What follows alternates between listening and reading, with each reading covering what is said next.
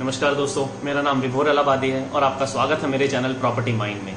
आज हम बात करेंगे ऐसे टॉपिक पे जो कि बहुत ही इंपॉर्टेंट है हमारा समझना, बिकॉज ये टॉपिक है प्राइस से रिलेटेड।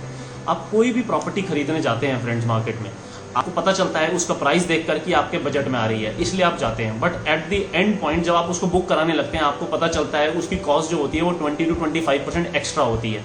तो ये कौन कौन से हिडन चार्जेस हैं जिसके बलबूते पे बिल्डर्स हमें ठगते हैं, तो आइए जानते हैं उनके बारे में। उससे पहले अगर आपको मेरा चैनल पसंद आए फ्रेंड्स, तो kindly like it, share it, subscribe करना मत भूलिएगा, so that time to time आपको मेरी वीडियोस मिलती रहें। सबसे पहला पॉइंट होता है बेसिक रेट। बेसिक रेट वो रेट होता है जो कि पर स्क्वायर फीट बेसिस पे चार्ज करते हैं बिल्डर्स।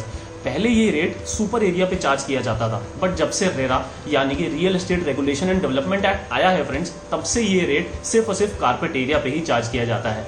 आज के टाइम पे बहुत से ऐसे बिल्डर्स हैं जो इसे सुपर एरिया पे चार्ज कर रहे हैं, जो कि गलत है। सेकेंड पॉइंट आता है हमारा प्रेफर्ड लोकेशन चार्जेस यानी कि पीएलसी चार्जेस। पीएलसी चार्जेस जगह से जगह पे डिपेंड करते हैं, यानी कि अगर मुंबई में अगर आप देखें तो हायर फ्लोर्स की ज़्यादा कीमत होती है, और अगर आप दिल्ली में देखें तो लोअर फ्लोर्स की ज़्यादा कीमत होती है। पार्क फेसिंग फ्लैट की ज़्यादा कीमत होती है, कॉर्नर फ्लैट की ज़्यादा कीमत होती है। तो ये पीएलसी चार्जेस होते हैं फ्रेंड, जो कि बिल्डर चार्ज करते हैं। थर्ड पॉइंट आता है हमारा पार्किंग चार्जेस। पार्किंग चार्जेस हमेशा जो होते हैं 4 to 5% होते हैं बेसिक चार्जेस के।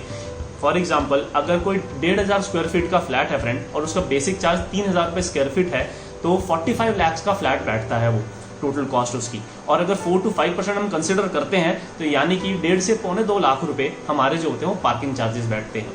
फिर आता है हमारा friends IDC charges. IDC charges होते हैं इंफ्रास्ट्रक्चर डेवलपमेंट चार्जेस, यानी कि इंफ्रास्ट्रक्चर के विद इन कौन कौन सी ऐसी चीजें हैं जिसके बेसिस पे बिल्डर हमें चार्ज करते हैं, जैसे कि इलेक्ट्रिसिटी केबलिंग हो गई, वाटर ट्रीटमेंट प्लांट हो गया, सीवेज ट्रीटमेंट प्लांट हो गया। ये सारी की सारी चीजें मिला के बिल्डर इन चीजों के बलबूते पे हमें आईडीसी चार्ज करता है। फिर आता है हमारा ईडीसी। ईडीसी होते हैं एक्सटर्नल डेवलपमेंट चार्जेस। ये कोई भी बिल्डर जब चार्ज करता है, ये चार्जेस उसको गवर्नमेंट से शेयर करने पड़ते हैं फ्रेंड्स, क्योंकि ये जो आपकी विसिनिटी एरिया है, जो कि आपका कॉम्प्लेक्स है, उसके बाहर की डेवलपमेंट के चार्जेस होते हैं, जैसे कि रोड्स डेवलपमेंट के चार्जेस हो गए, बाहर की जो केबलिंग होनी है इलेक्ट्रिसिटी की उसके चार्जेस हो गए, कोई सीवेज ट्रीटमेंट होना है जिसका सीवेज टनल बननी है उसके चार्जेस हो गए। तो ये ईडीसी और आईडीसी दोनों मिला के friends 10% of the basic charges होते हैं, यानी कि अगर 3,000 रुपये पर स्क्वायर फीट हमने लिया है, तो 300 रुपये पर स्क्वायर फीट जो है वो आईडीसी और ईडीसी मिलाकर लिए जाते हैं। नेक्स्ट हमारा आता है कॉर्पस फंड या कि और आईएफएमएस। इसको इंटरेस्ट फ्री मेंटेनेंस सिक्योरिटी बोला जाता है फ्रेंड्स, जो कि बिल्डर लेते हैं आपसे स्टार्टिंग में ही, सो दैट ये एक इमरजेंसी फंड होता है जो कि 4 to 5 years down the line जब आपकी कॉम्प्लेक्स कोई भी रिपेयर या मेंटेनेंस मांग रही होती है, उस रिपेयर और मेंटेनेंस के पैसे लेते हैं बिल्डर। ये रेंज करता है फ्रेंड्स 1 से 1.5 लाख रुपए के बीच में। फिर उसके बाद आता है हमारा power backup charges. Power backup charges भी लमसम चार्जेस होते हैं, जो कि लिए जाते हैं 3 किलोवाट एम्पेयर से लेके 5 किलोवाट एम्पेयर के लोड तक के लिए। ये जो चार्जेस होते हैं ये भी फ्रेंड्स लाख से 1.5 लाख रुपए के बीच में वेरी करते हैं, depending on the size of the complex और कितने फ्लैट्स हैं वहाँ पे। फिर आता है हमारा क्लब चार्जेस। क्लब चार्जेस जो होते हैं ये एक तरीके के लमसम चार्जेस होते हैं, बट कई बिल्डर्स इन्हें पर स्क्वायर फीट बेसिस पे भी लेते हैं। तो अगर आप देखेंगे और कैलकुलेट करेंगे तो 2 से 2.5 लाख रुपए हमेशा आपके क्लब चार्जेस लिए जाते हैं।